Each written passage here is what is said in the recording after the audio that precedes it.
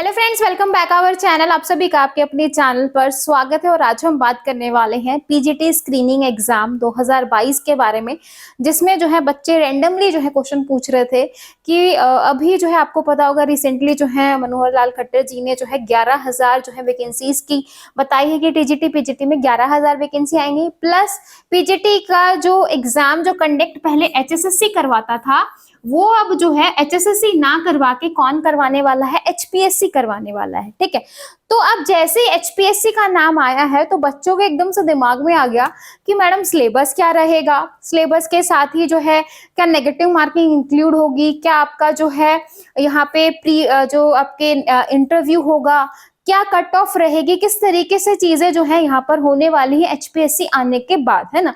तो एक तरीके से पहले ही आपको अपने माइंड सेट में कुछ चीजों को क्लियर करना है ताकि जो है आपको एंड टाइम पे दिक्कत ना आए।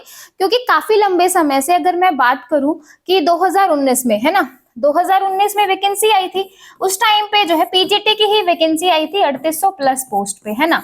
और बहुत सारे बच्चे ऐसे होंगे कि जिनका जो है 2015 में जो है स्क्रीनिंग का एग्जाम क्लियर हुआ था, लेकिन जो है वो उनका बाद में नहीं हो पाया। ठीक है, लेकिन जो है पीजीटी यहाँ पे 2019 में वैकेंसी आई, सेम एचएसएससी कंडक्ट करवा रहा था, वही पैटर्न था।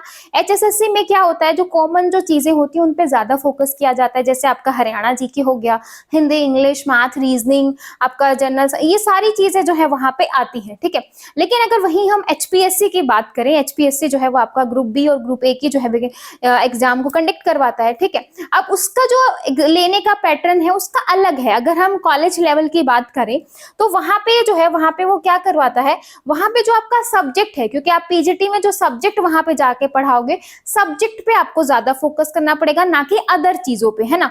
तो यहाँ पे एक तरीके से आप बोल सकते हो कि अदर चीजों के जो है आपको बहुत कम ही होगा। अगर उसका पोर्शन आपको मिलेगा तो ज्यादा जो आपको पोर्शन मिलने वाला है वो आपका जो, अगर आपका कंप्यूटर साइंस है तो कंप्यूटर साइंस, इंग्लिश है, हिंदी है, जिसका भी जो भी सब्जेक्ट है वो आपको यहाँ पे देखने को मिलेगा, है ना। तो वही सेम प्रोसीजर रह सकता है अगर हम ग्रुप बी की वैकेंसीज की बात करें, और जिनको जो है एचपीएससी कंडक्ट करवाता है, तो उसमें क्या रहता है कि भाई आपके 100 क्वेश्चन आते हैं जो कि आपके 2 घंटे के रहते हैं। यही चीजें होती हैं भाई। अभी लास्ट टाइम जब भी हुआ था एग्जाम तो उसमें भी यही था कि भाई 100 क्वेश्चन 2 घंटे, और आपका जो है जो सब्जेक्ट है सिर्फ वही रहेगा। ठीक है, इसमें जो है आपका इंटरव्यू रहता है, इंटरव्यू आपका होगा, क्योंकि 2019 में आपका इंटरव्यू नहीं था, जब वैकेंसी आई थी तो इंटरव्यू हटा दिया गया था, सिर्फ रिटर्न के बेस पे आपका सिलेक्शन होता। ठीक है, लेकिन अगर एचपीएससी आया है तो आपका इंटरव्यू आपका होगा। ठीक है, और साथ में ही यहाँ पे अगर यहाँ पे नेगेटिव मार्किंग इंक्लूड हो सकती है, पूरे पूरे चांसेस हैं कि आपको नेगेटिव मार्किंग जो है एग्जाम में देखने को मिले, जो कि एचएसएससी के अंदर नहीं थी।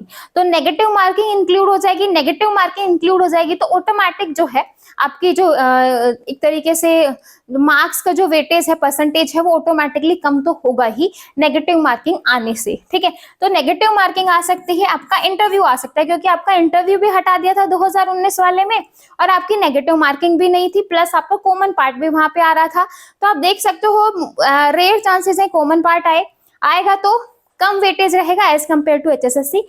इंटरव्यू आपका होगा, नेगेटिव मार्किंग आपकी होगी।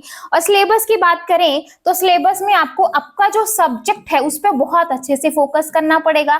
आपको जो है हरियाणा की बुक्स तो करनी है 9 to 12, जो आप जो है पीजीटी टीचर लगने के बाद जो 9 to 12 पढ़ाओगे वो तो आपको करनी है।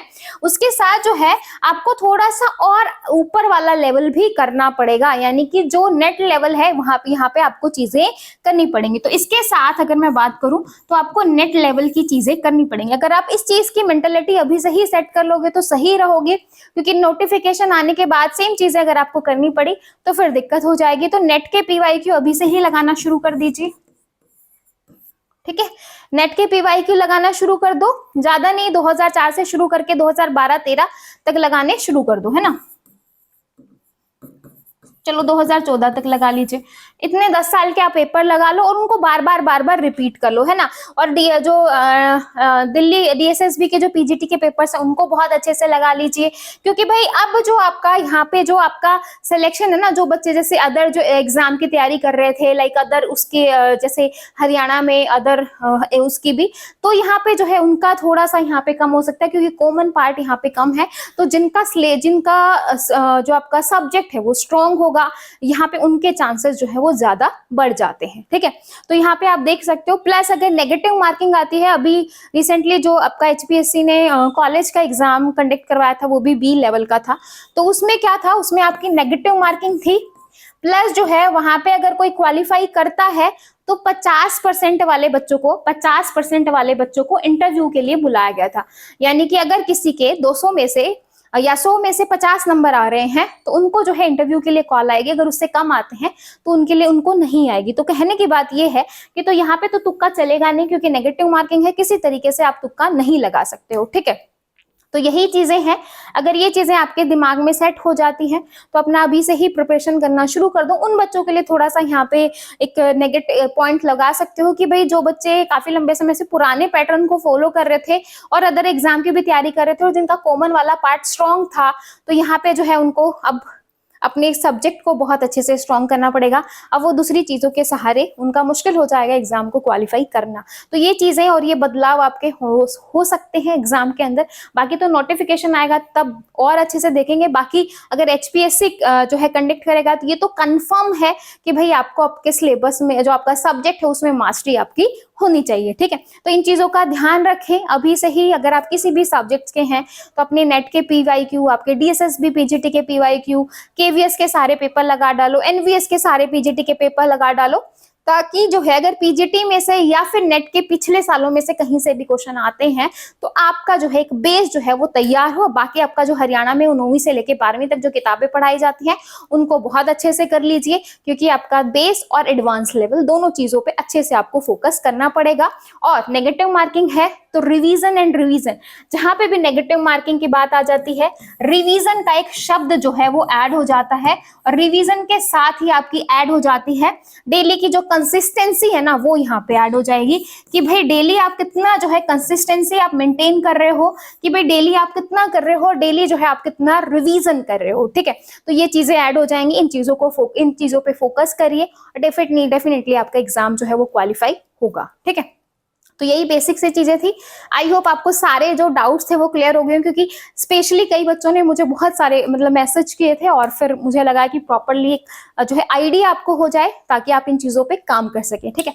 वीडियो अच्छी लगी हो लाइक शेयर सब्सक्राइब जरूर कीजिएगा। फिर मिलेंगे नेक्स्ट वीडियो में, तब तक के लिए bye bye, take care, thank you.